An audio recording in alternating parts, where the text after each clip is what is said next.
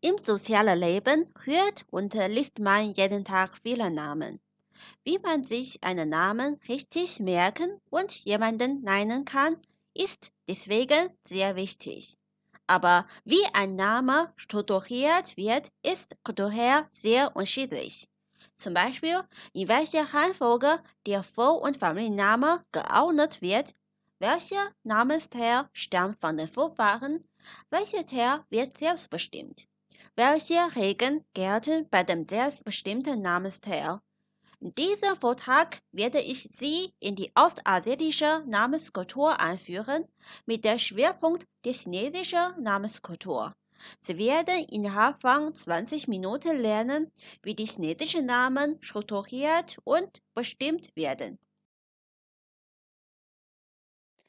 Da in Ostasien eine andere Namensstruktur gilt und viele Europäer nicht darüber informiert sind, vertun sich manche Europäer oft bei den ostasiatischen Namen. Das gilt auch für publizierte Texte. In den Titeln der drei Zeitungsartikeln werden drei weltberühmte NBA-Stars erwähnt. Überlegen Sie, warum die Überschriften falsch sein könnten. Stoppen Sie das Video, wenn Sie Lust haben. Die Antwort lautet, im Titel des zweiten Artikels ist Sheikh ein Vorname, aber Yao dagegen der Familienname. Im dritten Artikel wird derselbe Fehler wiederholt. Sowohl die Chinesen als auch die Westler nennen diese berühmten chinesischen Basketballspieler Yao Ming, aber dieser Name hat eine andere Struktur als beispielsweise Shaquille O'Neal. Sie haben an dem Namen Yao Ming bemerkt, dass ein chinesischer Name in der Reihenfolge Familiennamen und dann Vornamen bezeichnet wird. Diese Namensfolge ist in ostasiatischen Ländern verbreitet. Neben der chinesischen Han-Nation und vieler Nationalminderheiten Chinas gilt diese Reihenfolge auch bei japanischen, koreanischen und vietnamesischen Namen. Und vielleicht sind Sie überrascht, dass es diese Namensstruktur auch in einem europäischen Land gibt, nämlich in Ungarn. Dazu gibt es die Hypothese, dass die bulgarischen Vorfahren Hunnen aus Asien waren. Aber überzeugende Erläuterungen dazu gibt es noch nicht. Sie wundern sich jetzt wahrscheinlich, warum sich manche Ostasiaten vor Ihnen mit ihrem Namen in der westlichen Reihenfolge vorgestellt haben.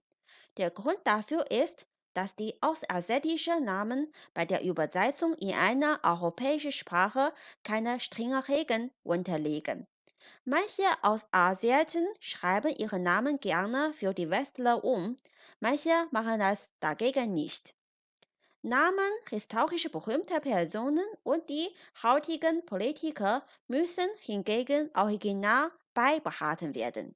Einerseits ist es entscheidend, ob man die Persönlichkeiten nachschlagen kann.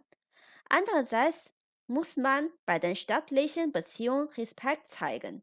Zum Beispiel nennen alle deutschen Medien den nordkoreanischen Präsidenten Kim Jong-un. Wenn ihn ein Medium stattdessen Joon Kim nennen würde, könnte manche darin eine Respektlosigkeit sehen. Nennt man nur den Familiennamen, ist es aber sehr unpraktisch, weil circa ein Fünftel der Koreaner Kim heißen. Namen des normalen Volks sind nicht so relevant. Ein Chinese darf sich theoretisch frei entscheiden, ob er seinen Namen für die Westler umstellt oder das Original behält. Die im Ausland lebenden Chinesen müssen in vielen Fällen die Namensteile umtauschen, sodass die anderen keine Fehler begehen. Manche Chinesen haben englische Vornamen, besonders die in den ehemaligen britischen Kolonien lebenden oder in internationalen Firmen arbeitenden Chinesen, sodass sie besser von einem Westler gerufen werden können. Die Namenfolge ist ein kulturelles Phänomen, hinter der die Sprachlogik an sich erkennbar wird. An dieser Stelle symbolisiere ich eine Person mit einer Buchstaben aus einem bestimmten bunten Kreis. Die europäische Logik ist wie der Ausdruck A aus dem roten Kreis. Man identifiziert zuerst das Detail, dann die zugehörige Gruppe. Die außerasiatische Logik ist wie der Ausdruck der rote Kreis, dann A. Man verkleinert Schritt für Schritt den Kreis, um einen bestimmten Gegenstand zu bestimmen. Anders formuliert geht die westliche Sprachlogik von der kleineren bis zum größeren Einheit. Umgekehrt geht die ostasiatische Sprachlogik von der größeren bis zum kleineren Einheit. So ist es auch bei der Angabe des Datums und der Adresse. Schreibt man beispielsweise ein Datum und eine Adresse im Deutschen und im Chinesischen, ist die Reihenfolge der Einheiten genau umgekehrt. Ein Europäer wird in offiziellen Situationen eher mit dem Familiennamen gerufen und von seinen Freunden mit dem Vornamen angeredet. Aber der Name eines Chinesen wird sowohl im Berufs- als auch im Privatleben am häufigsten vollständig gerufen. Insbesondere werden die gesamten Namen aus zwei Silben besteht. Wann Anmerkung: ein chinesisches Schriftzeichen wird immer mit einer Silbe ausgesprochen, das heißt, die Anzahl der Silben und der Zeichen ist identisch. Wie angegeben heißt Familienname im Chinesischen Xing und entspricht in den meisten Fällen einer Silbe. Der Vorname heißt Ming und ist mono- oder bisyllabisch. Das Wort Xingming bedeutet deswegen vollständiger Name und entspricht im Normalfall zwei oder drei Zeichen. Es gibt zwar Ausnahmen, die hier aber nicht diskutiert werden sollen. Konfuzius hieß zum Beispiel Kong Qiu. Kong stammte von seiner väterlichen Vorfahren und das ruhige bedeutende Zeichen Qiu wurde ihm von seinen Eltern gegeben. Nach der Volkserzählung hatte er bei seiner Geburt eine so hervorstehende Stirn wie ein Rüger, weshalb er so genannt wurde. Fuzi war die historische Ehrenbezeichnung für Intellektuelle. Aus großer Ehre nennen die Chinesen nicht direkt seinen Namen, sondern Kongfuzi oder Kongzi. Daher stammt die deutsche Übersetzung Konfuzius. In den frühesten chinesischen Dokumenten, nämlich vor ca. 3500 Jahren, gab es schon in China Familiennamen. Damals gehörten Familiennamen vor allem der adligen sozialen Schicht. Vermutlich stammten die ersten Familiennamen aus der Muttergesellschaft, so dass sie aus den Silben für Frau stehende Harika Nü bestehen.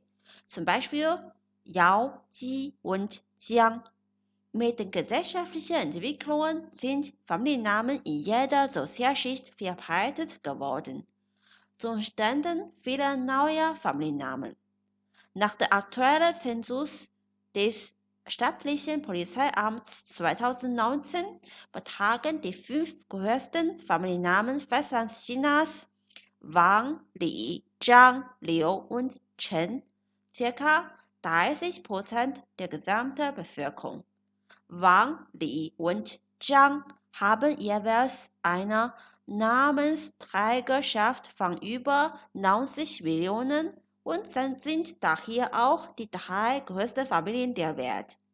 Ein statistischer Vergleich: Es gibt ca. 10 Millionen mehr Wang heißende Chinesen als Deutsche.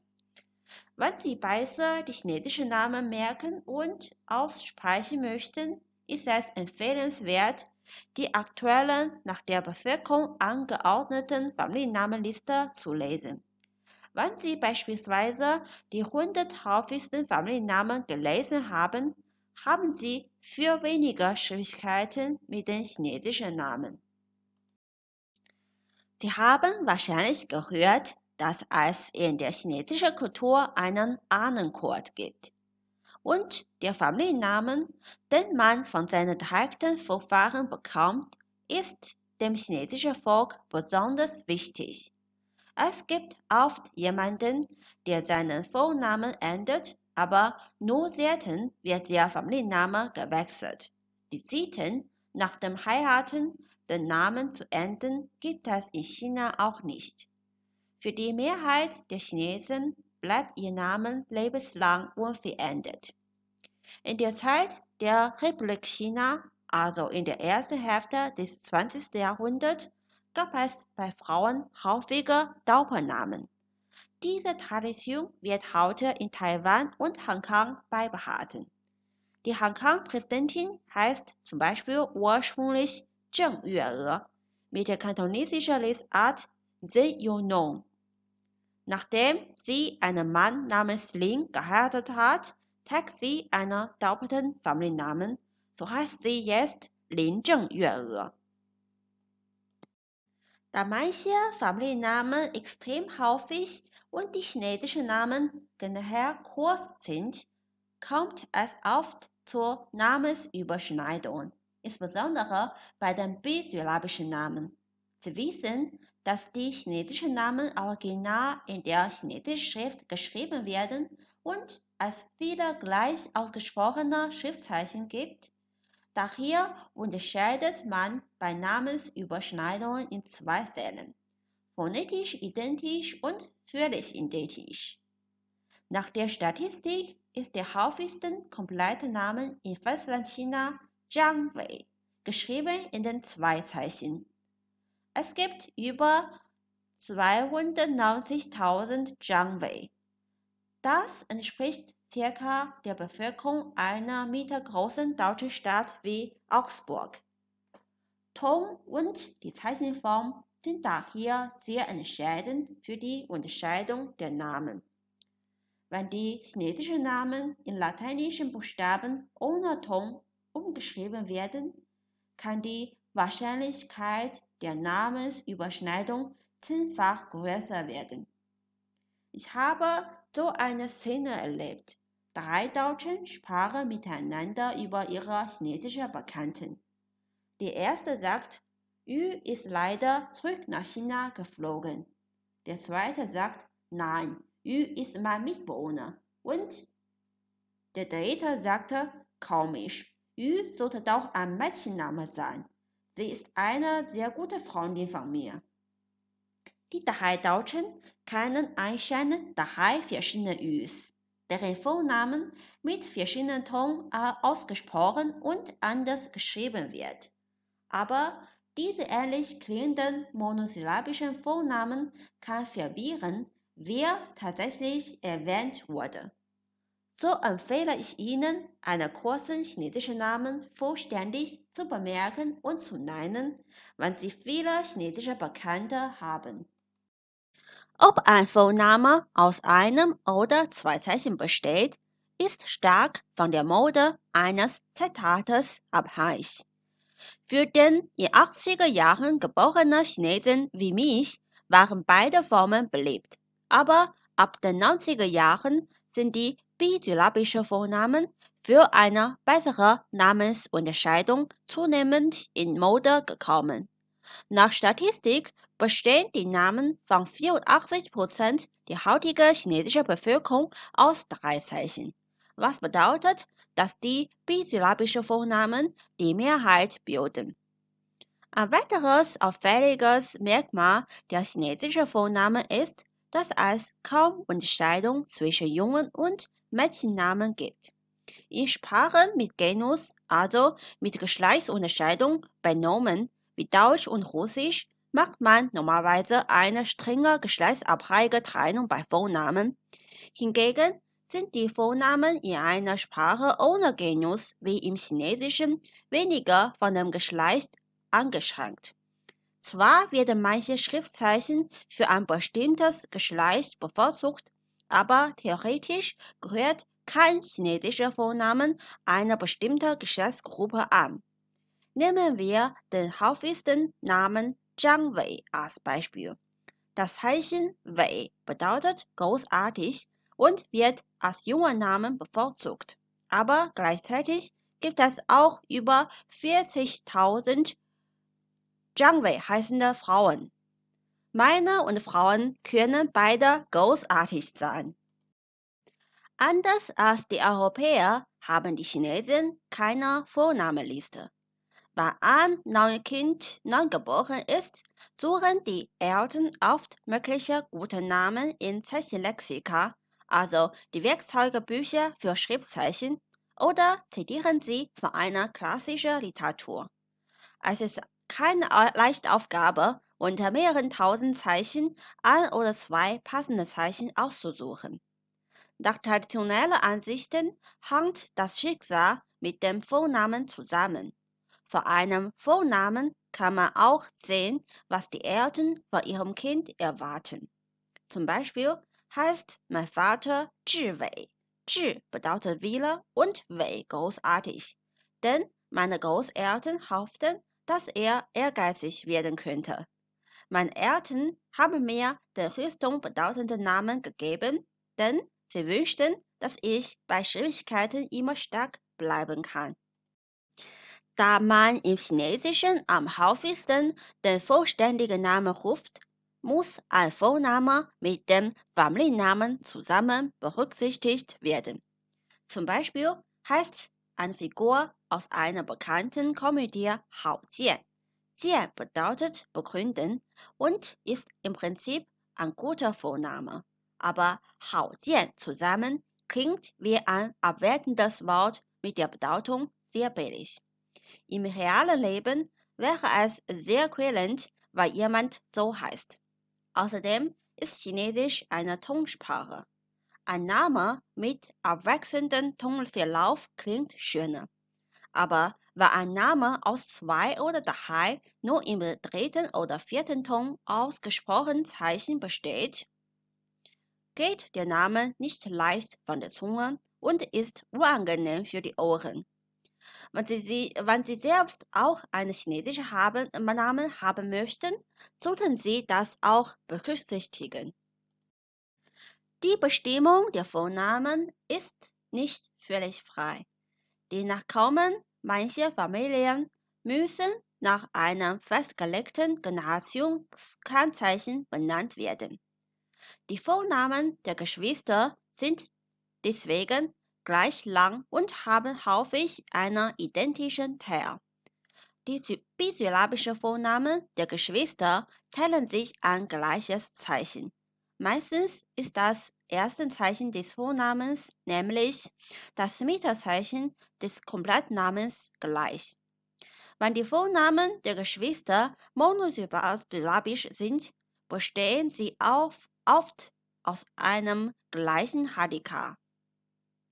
Die kaiserlichen Familien der Ming- und Qing-Dynastie beharrten am strengsten das Generationskennzeichen.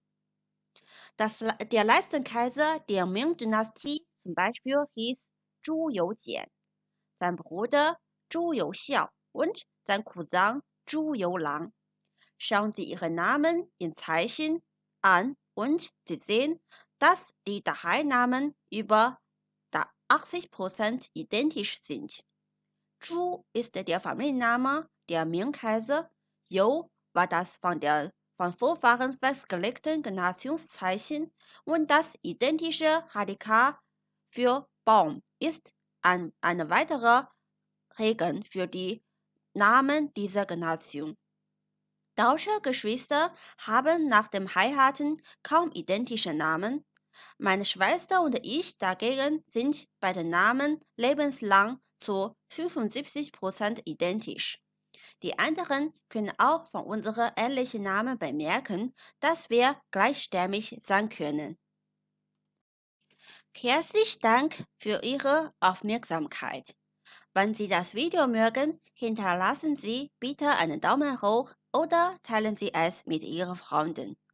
Wenn Sie sich für einen chinesischen Namen entscheiden möchten, können Sie auch gerne Kommentare schreiben. Gerne gebe ich Ihnen dort Vorschläge.